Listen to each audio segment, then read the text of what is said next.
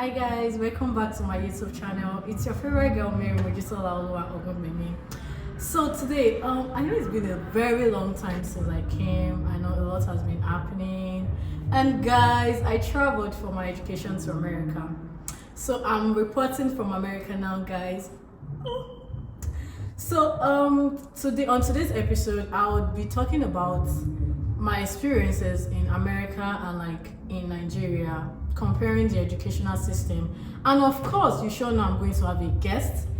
And I have with me, oh god, wait, there's something I want to say about her. There was a time that I was in a situation with some group of people. I don't want like to give so much details so as not to point fingers. I was in a group of with a group of people, and then something was happening. It was very disrespectful, and I happened to be in that situation. But of course, I was like the youngest person in that situation, and I couldn't do anything. I just kept quiet, and I feel like she also was like, she doesn't want to talk. Although it wouldn't be bad if she had talked, but like talking will bring disrespect. And I realized that she was like, excuse me, she's coming. And then she never came back. I don't want to talk about that day, but I feel like she knows that day already. So it just like, it's kind of changed the way I kind of admired her even more, because she avoids dirt. And she's also someone she has experienced education in Nigeria and also education here in America. And she's currently practicing. And so guys, are you clapping? Join me to welcome the person of our special guest. Woo! Welcome to the show, ma'am. Thank you so much. You sparkle, like your Sparkle TV show. Nice to have you here. Thank you for having me. Thank you. Yeah, so how are you doing today? I'm okay. I'm good. I thank God. Okay, so can we give us an honor to like just a brief about yourself? We want to know. Okay. Hi everyone. Hi everybody. Watching in Nigeria and everywhere you are watching us from. Thank you for joining us and thank you for supporting my sister here. My name is Dr. Mrs. Sabiodu Banjoko, and I'm a mom. I'm a wife, and I also serve in the house of the Lord. And that's what I will say for now. So maybe I don't want to, say so much, and we still have the question coming. So I don't want to be a kind of repetitive. Okay, I understand. Yeah, I get. So can you tell us the schools you've attended, the courses you've done, what you do currently, and anything you want us to know? Just okay. In Nigeria, of course, I went to primary school. I went to a Muslim primary school, and again, even till now, I can still recite Al-Fatiha, which is a Muslim, prayers. I went to Shepherd Girls High School in Obaniko in Lagos.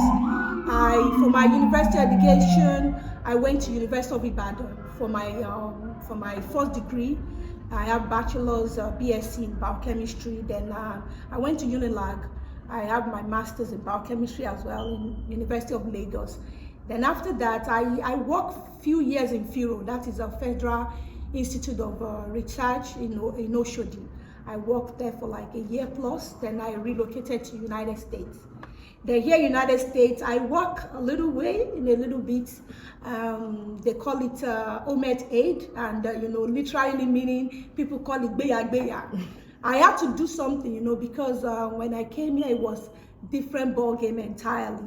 So I had to do that for some couple of years because I had to go back to school. I did some classes.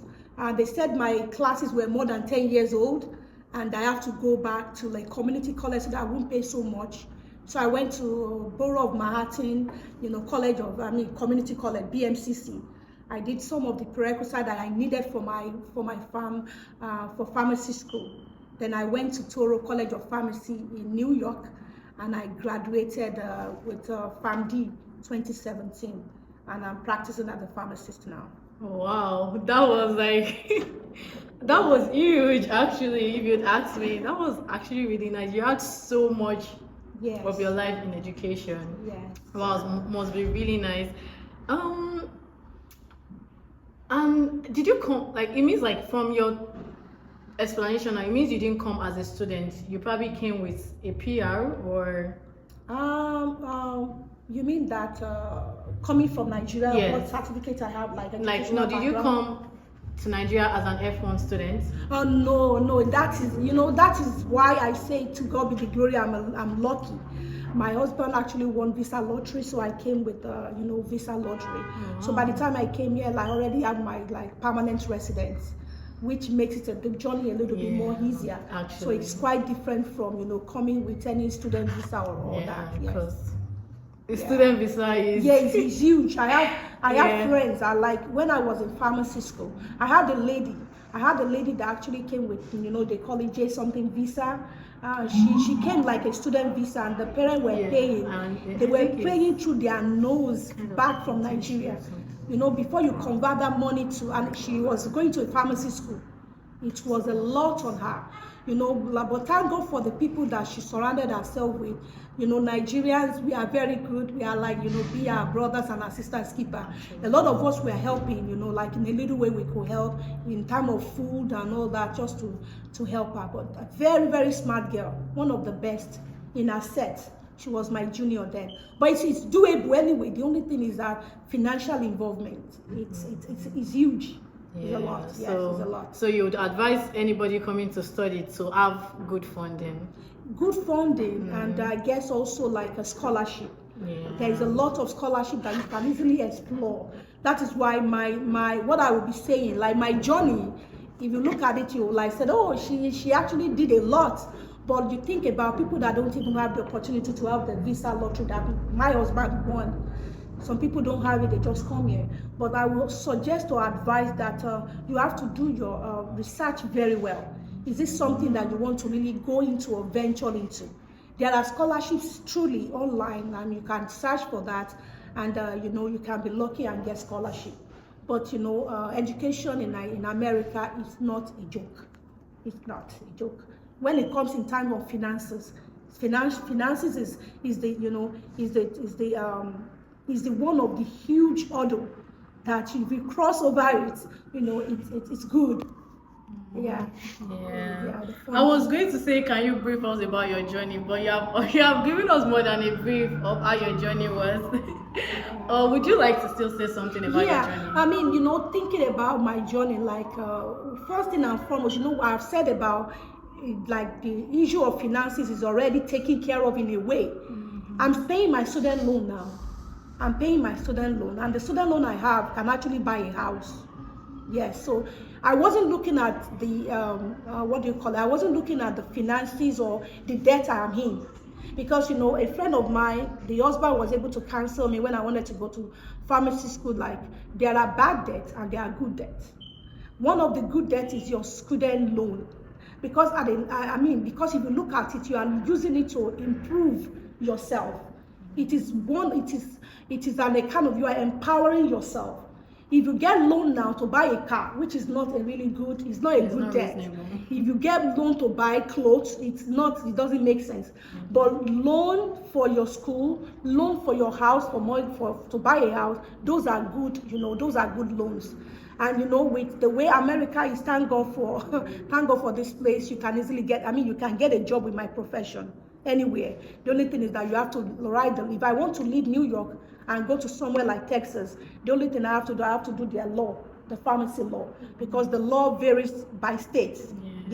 Another thing is that I guess determination.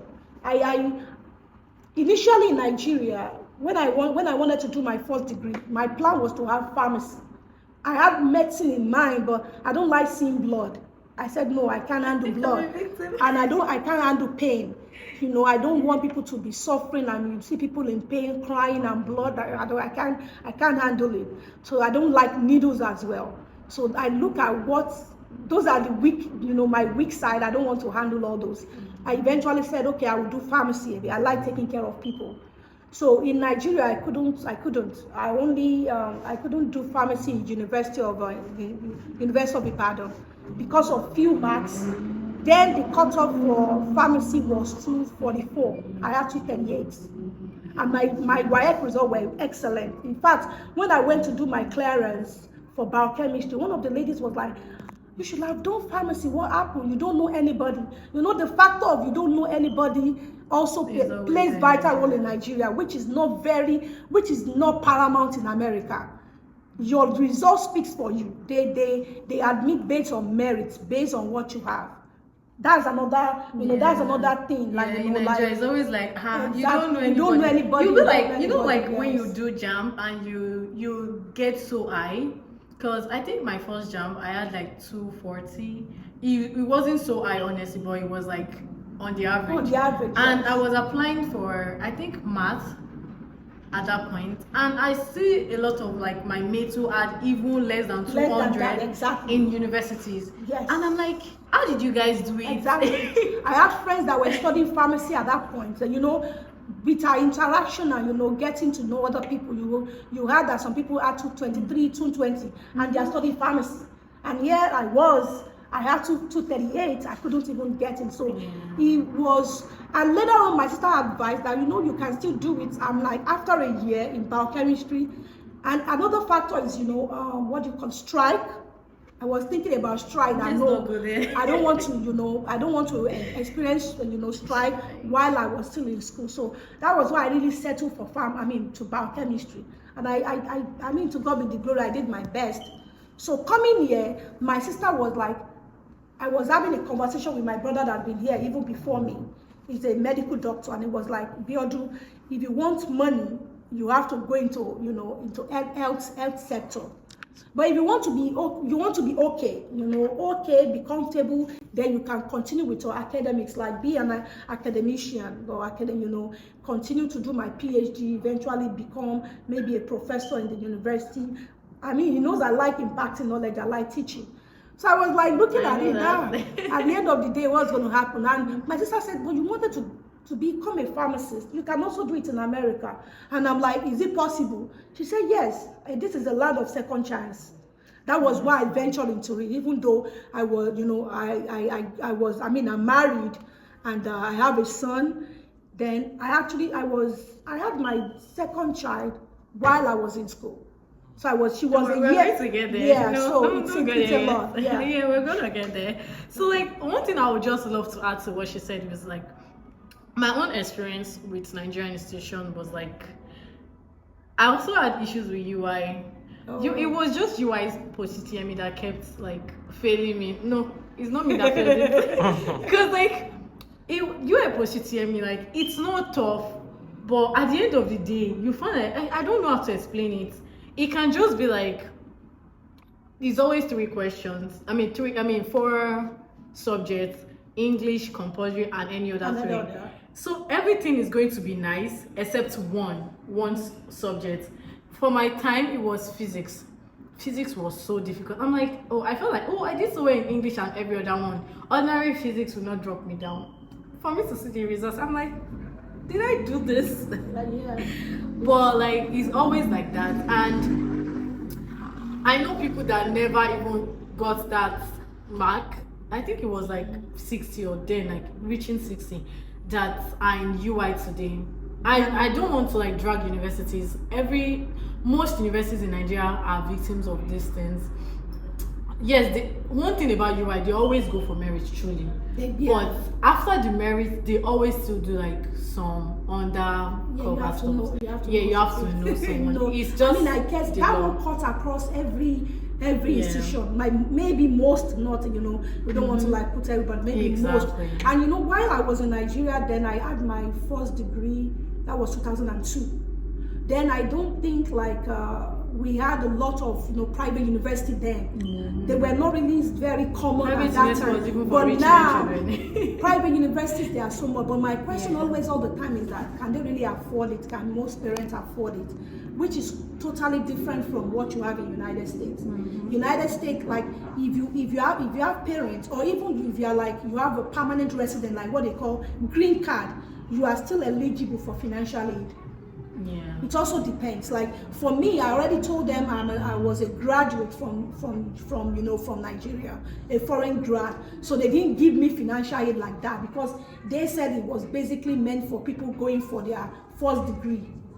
So you have to also think in that line as well. Yeah. I didn't get I don't get financial aid, but I got scholarship from my school because I was, my GPA then was 4. So, and Nigerians, and when you study back in Nigeria, it's totally different here. Yeah. It's totally different. You have light 24 hours, 24/7. You have access to the, internet. Then I remember in UI, when I was writing my project, you have to book at the cyber cafe a week in advance, if it even gets to your turn to be able to use it.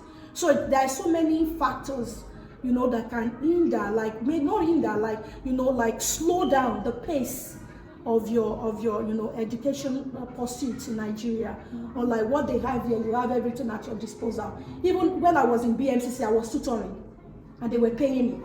Yeah, I tutored too. I tutored in Toro too. They were paying me. So here you can also be, you can be a student at the same time teaching your mates. Yeah. And the school will be paying you. Yeah. So there are so many avenues. American is very flexible. Exactly. When it comes to education. In fact, I heard that we have some. There are some physically challenged people that are in school, and they have people that write notes for them or take note for them. They pay them. I have a friend that was taking a note for a physically challenged person. They will be in the class together, and she will be writing notes for the person, and they were also paying her. So there are so many opportunities for students to get at least stipends to help maybe with their feeding and all that, with the transportation which they have. Yeah. I can't say for private university in Nigeria they might have the same maybe a program. I'm not sure, but I'm saying what I know in this place. Yeah. Well, I really want to this conversation right now could go on and on, because it's a huge topic on its own. It's a very huge topic on its own. But I would like us to talk about different aspects, and then now you guys can just comment what exactly you want us to talk more about and give more in-depth about. But moving on, I want to ask, what keeps you going? Because I'm going to get to the part that you were married and then you had kids, you were working, you were also studying. I'm going to get to that part, but I just want to know, with all this how were you able to what keeps you going? What motivates you? Because first and foremost, I would say God, because in everything you do, we always say put God first. My rock and my soul, my foundation has been in God. There are sometimes you just feel so stressed, can I continue? Who sent me? Now who sent me? And again, I have a very supportive husband. Thank God for my husband. He even told me if I want to go, if I plan going to medical school, he will support me. And I also thank God for my family. I had support from my mom, from my siblings. So that also contributed, a lot to the success of that program as well. And I also want to mention here that United States is a little bit different from Nigeria. Wherever the level or the stage that you stop, you can always go back. Yeah. But I didn't stop. I was just continue like that when I was in BMCC, because I had a target. I have a focus that I want to finish at this time.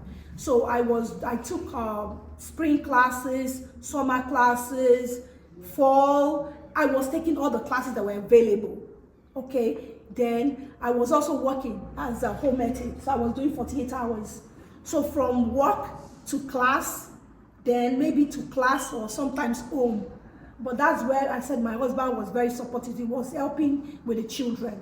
So I would be home, at work or at school. Then church, it was like that. A little bit messy, but quite doable. I can imagine. Very messy, but it was very doable. But it was very, very challenging at that point. But the bottom line is that you have to have a focus. Where am I going? And when you have a focus, doesn't mean that the path will be smooth. You expect it to be rough, very, very rough. But because you have a target and you have a focus, that is where you should be looking at. No good things come very easy. So that is it. But my mom would be like, Biodun is only 4 years. It was actually more than 4 years because I had to go and do some prerequisite. But she was saying, at the end of the 4th year, you are done. And here I am today. Actually, it's over. So much educational background. Exactly. It will always be over. It will always, one day, it will be over. But, the fruits or the benefit of what you are, you want to drive at is what should be paramount in your heart. I know challenges will come and all that, but when I needed help, I was asking for help too. You know, when I needed help, when I needed to take a break, I was at a point in my work when I knew I couldn't cope in pharmacy school with my home health job. I had to leave one.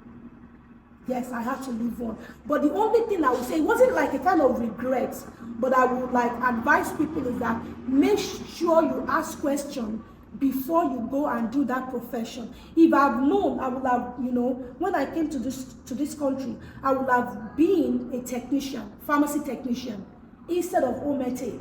Because home health aide and pharmacy, there is no, both of them are like you know, like it had to do with medical field or something. Like caregiving, but they were nothing that was connecting them. So I really struggled in my pharmacy school because I didn't have anything pharmacy background.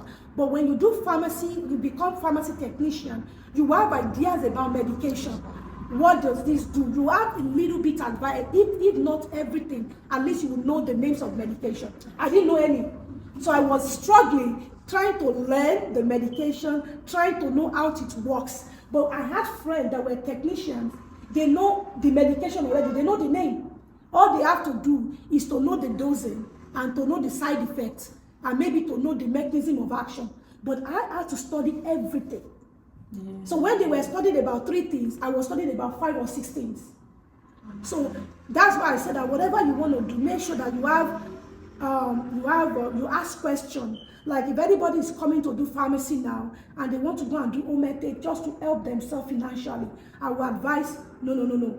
Be a technician. It's also a very flexible, you know, job. Be a technician, then you can, you know, venture into becoming a pharmacist at the end of the day. Well, thank you very much. So to just summarize everything you said, you talked about timing. What helped you balance was like God most especially, and you were like your focus, and you set support from support from your family. You asked for help. You were not too big. You were not acting proud like, oh, no, I can do it all alone. You asked for help, and you talked about timing.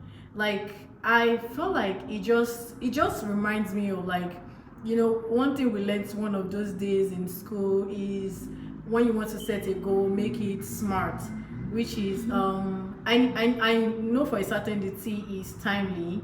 It has to be measurable, achievable.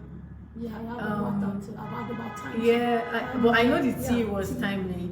So I felt like you understanding the timing helped you a lot. You were like, no, 4 years is not going to be more than that. Because in America, truly, it could be a 4 years program. If you want, you could spend 8 years there. Exactly, yeah. If you want, you can spend less than 4 years. You could choose to do summer break is 4 months. You could choose to take your course during the summer break. It's very flexible. American education is very flexible compared to like how it is in Nigeria. So it's very nice. So I would say you already talked about literally everything I was going to ask, but I'm still going to ask some of it that I really want you to like just put more maybe more finishing touches on. And it would be that you were married, and then I think I talked about that. How were you able to one thing that just came to my mind now, moving to Nigeria from America, how were you able to navigate the immigration? You know, like you were a married woman. Was it the same thing maritally, financially? Yeah. So if I want to get the question, I got married in Nigeria. We got married, and it was about 7 months gone. I was carrying the first child before we moved here, relocation. But we didn't come to New York. We were in Delaware. Delaware was our point of entry, and Philadelphia, but we eventually moved to Delaware, which is a state in the United States. I was there for like a year, but then I was already, because I wasn't working, my husband was not working as well. We were with family, and in Delaware, job opportunity there was very, very slim. Reason because I guess that state is basically meant for professionals. Not that everybody is a professional, but if you want to like forge or you want to go far, You have to be like a professional in whatever you're doing. And here I was, there was no place for me to learn or to be trained to become homeland aide. I had to come to New York, learn it, and go back for Delaware to start working. But there wasn't so much in that place going. And I felt that if we don't plan very well, everything has to do with planning too. You really have to plan. And my husband and I decided that we can't just sit down here not doing anything. Let us see where we can go. And already my family has been saying, come to New York. New York is versatile. Yeah, New York is very like versatile. Lagos. Versatile. Any information you need, you can easily get job here and there. Yeah. All this menial job that can help at least sustain you and your family. That was how we moved to New York 2010. So ever since we didn't have any regrets. So information is very, very vital. Where you want to be is very, very important. Don't because your family is somewhere and you just go there. Make sure you do your own work very well. Where do I need to be? Prayerfully and ask for information. Okay. Yeah. Thank you for that. Thank you for that. And about the job in school that we're talking about, it just occurred to me. Something came to my mind right now. One thing about working in school, why it's also very easy and better to work in the school is because for me, I work in the school. I work as a computer lab assistant, and trust me, it's different because it's not every time students come to ask questions, they need help. Yeah. The supervisors are always very lenient, they could sometimes I'm literally studying for maybe I have an exam or a test, or I just want to study generally. I'm studying while at work. At work, yeah. Yeah. Sometimes I'm doing homeworks, I'm doing a lot, Yes, personally. yes. So job in school, America gives you opportunity to spread your wings if you are willing to. Yes, exactly. Yeah, it gives you opportunity to spread your wings. So the educational system is not as tedious if you can survive in University of Ibadan. No, you can survive. You can survive. You might even be better than I'm telling you. The only thing that there was actually a struggle when I was in school, and thank God for my pastor in my church. I want to just drop that before I forget. I was struggling with the way we study, and there was a time I was struggling with my grades, and I said, Pastor, I'm not passing. I don't know what I'm doing. I have been studying because I was really studying. I could read for hours because that was how I was used to in Ibadan. In you, I was in Queens. Yes, I was in Queens Hall, and I could study till morning for my exam. I could from that break room, take your shower, brush your teeth, and go for your exam. Because and for here it wasn't like that. Pastor has to tell me that they don't study the way you study in Nigeria. It's not cramming here. You have to know. You have to read between the lines. You have to know what they will ask, and that really helped me a lot. It's not about cramming like we do. You are screening yourself to know everything. There are sometimes the professor in the class will give you clues about what they are asking. They will ask. So you have to be very careful. And based on what my profession is about, patient safety. So when I got that hint, it's all about patient safety. When you talk about patient safety, is it appropriate for the patient? What are the side effects that can affect this patient? It guided me in studying, which really helped me very well. And I like what you mentioned about working in school as well. Apart from working in school, it also helps you in your resume. Because America, every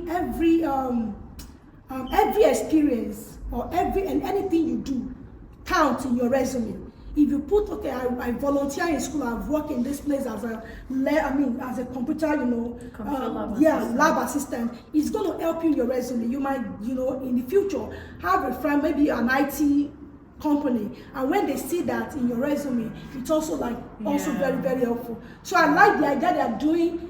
You are schooling at the same time you are building up your own resume. Exactly. Which makes you more, marketable and all that. Yeah. Trust me, I don't know. I have friends from different parts of the world, and trust me, I strongly recommend coming to study in America. From my experience and the experiences people have said, people around. I know UK. There's I think there's someone in what's the name of this country that had an issue with Russia. Ukraine, yeah.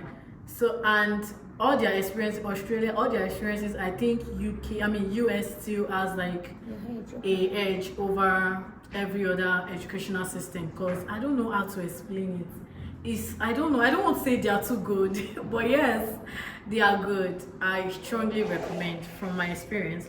So moving forward, I know like wait on. I'm gonna ask this question towards the ending. I want to ask about like an advice you would give someone coming to like America, but I feel like let's hear more from you before like we dive into that question. But then I know like educational system in Nigeria and America is both have their best, their weaknesses and strengths. What would you say? Like, would you recommend with everything in Nigeria educational system is not really it, and everything in America is it, or do you think there's a balance, or like just? I wouldn't say that education in Nigeria is nothing to write home about. In fact, it's for me, thank God I had that experience in that place, because it really helped me also here to be resilient. We really study to be like you study as if there is no tomorrow. In Nigeria, if you want to be the best, if you want to really stand out in the class, because we always say that, let me just reach for the sky. If I don't reach the sky, at least I will eat the house. That is the way we were studying then. And that really was really pushing me to really even as a mom, you see, we have moms here that also study too. But you see more of people from Africa, from the other side, that you see them more in school, even than people that you meet here. Because of the place we are coming from, and thank God for the opportunity of coming here, we see opportunities that people here might not be able to see.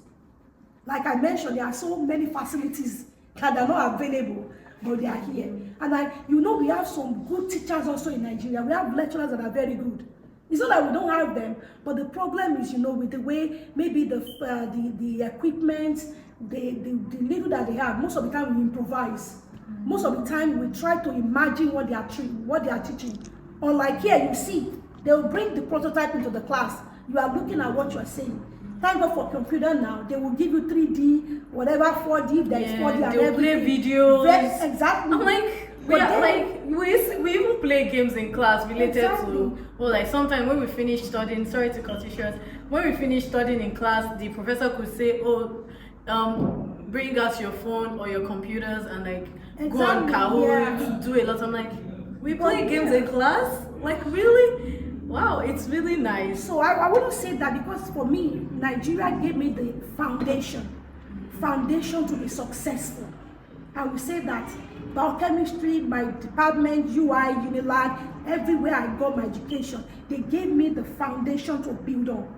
And the foundation was to be resilient, to not give up, which I got. So that's, so coming from that place to here, I saw that I was landing on a soft land already. I only need to do what I need to do to be where I am today by God's grace. That's what but the downside about it is that for me, I think if you are not financially buoyant in Nigeria, it's going to be tough, or you might not be able to go to school. Unlike here, it's quite different. Yeah. Like from here, from what I know, my little knowledge is right from your pre-K to when you get to your secondary, which you call the high school, is free. It's only after high school from 18 years when you get to college you start paying, and it's not everybody that pays. They have financial aid, which is also very available to parents that are maybe low income earners, which give their children opportunity. Like for me, I'm a pharmacist. I pray maybe they change the policy. My kids, I'm not expecting financial aid for them because I have to pay out of pocket.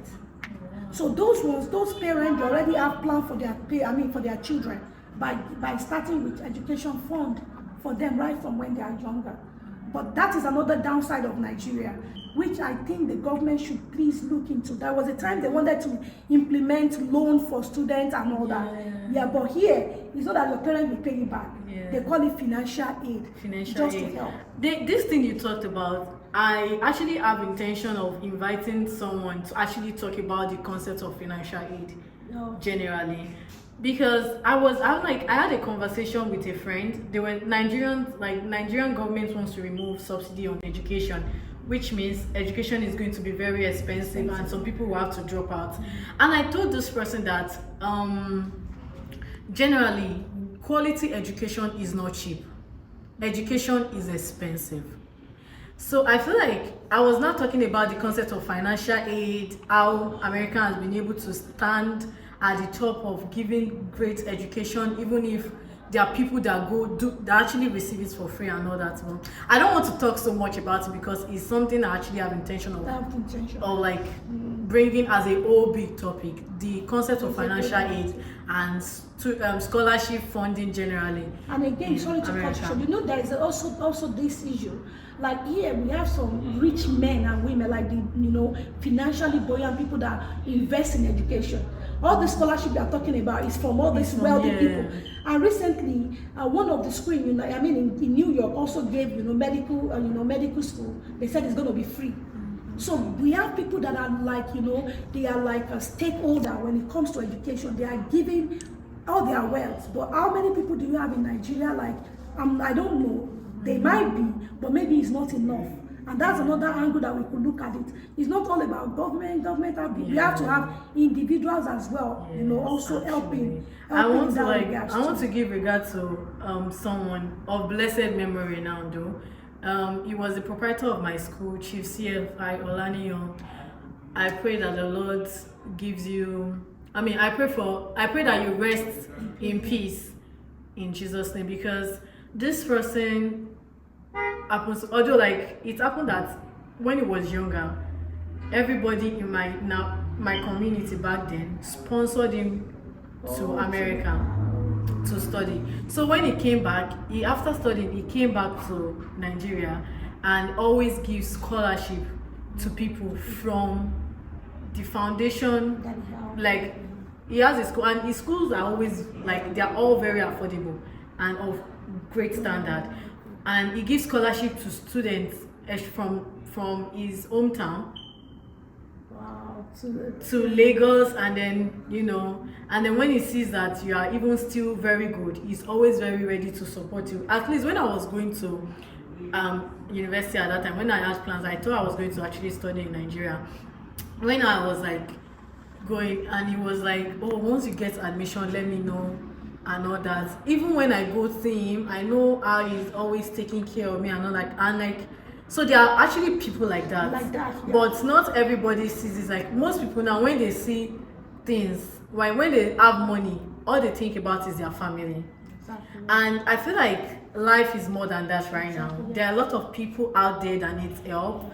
There are a lot of people. I pray that God gives me the grace to also give back to the community, because it's something I think everybody should do. Yeah, it's something everybody should. Even if it's I know scholarship of $1,000, $500 that people give in my school as well. So yeah, I think that your idea is actually really nice. It's better people you watching this video. I don't know, God can just be putting it in your mind to also have it in mind when you actually reach the peak of where you are getting to. Try to invest in people, invest in education in Nigeria. Have it, even if just one child a year, invest in somebody today. And I pray God blesses you. So moving forward, I would ask, would you advise anybody to come to the US with family or without family? It depends. For the visa lottery I mentioned, it's good to come because it's going to affect all the family anyways. So it is good, but you have to have your plan. So it's not that one size fits all. So what is your aim? What is your plan? If you are coming for education, basically I would say come alone first, because you don't want to be liability on people that you are going to be with, because the more it's going to constrain that particular family as well. So you have to really have plan for yourself. So it's not one side. I won't say come and I won't say don't come. It depends on what you want. The family you want to be, can they really afford your family, you and your family? And I want to just add one thing to that, because we don't have much time left. I have a friend who came here with a family, and I think there's a law in America that you can't leave kids alone in the house, and adults has to be with them. Yes. So once like she has to pick her classes must end at a time convenient for her to go pick her children from school, and she has to like be in the house with them and stuff like that. So I don't advise anybody. It's like if you are coming for education, I know for some people it might be convenient, but trust me, I would advise you come alone at first. At least maybe after your first degree you cannot bring your family in. Starting from scratch with family can be really, really challenging because a lot of laws in America and you don't want to be a victim of. So I know like we have said a lot, even questions I intended to answer, like to ask you already even touched everything, and I really appreciate that. It saved us time. I would also like to ask if you had an opportunity to improve something in Nigeria educational system or American educational system, what would it be? For Nigerian system, I would be like for the public school. It's like what I mentioned before, the funding is very important. A lot of people, they have the potential, they are very smart. The only thing hindering them is finances. And if there is no finance, of course, you might have the dream, but it might not be, it might not be easily realized. And a lot of dreams are being killed in that line. So people say education is a scam. It is not. It is not a scam. It might be from the perspective of from where we are coming from, but it is not. So when you when you educate a soul, you are like educating, you are educating the future of a lot of people. So I would say finance is one important thing that we have to really look at, because education for me is expensive, like you said, but it should be affordable. Yeah. Not that they won't pay, but let it be affordable. In United States, what can I say? I mean, I would say that in America, they should, I don't know how to really put it, but a lot of things that needs to be, like the education, like they give them so many free hands, especially when it comes to elementary and all that. We have to lay the basis, the foundation very well here, which they make the children feel a little bit, very free. They can talk to teacher anytime. They can talk to you. They cannot touch them. Like we get beaten. Yeah. I'm not saying that they should beat the child to death, but at least they're supposed to be sort of disciplined. Teachers, they are with these children. They are there to imbibe knowledge. They should also show respect to the person, giving impacting the knowledge. So I think they should work on that discipline area. Maybe there should be a little bit, discipline. I would say most parents are very flexible with children. I know the word to use, but I'd rather not use that word. Yeah, exactly. So like people, when it comes to children, I'll be very honest. I'm like, when I see some kids talk to you, I'm like, do you know how old I am? I know America is not age-based like that, and that's right. But like, so finally, what would be your advice to like any immigrant? Advice is that be focused, be prayerful, and get the right information. Yeah, that gets information. Everyone gets information. Ask questions. So thank you so much. Thank you for I really appreciate it. Yeah, it was so nice talking to you and like having you here. I myself, I'm like really imparted and I'm really thankful. Thank you so much. Thank you. Please tell them to subscribe to my channel. Please subscribe to my sister's channel. Please support and share, like, comment. Please ask questions. We have a lot of information that you don't. You're in Nigeria, wherever you are, just ask questions. I'll be more than glad to answer. Thank you so much. That'll be all, guys. Bye.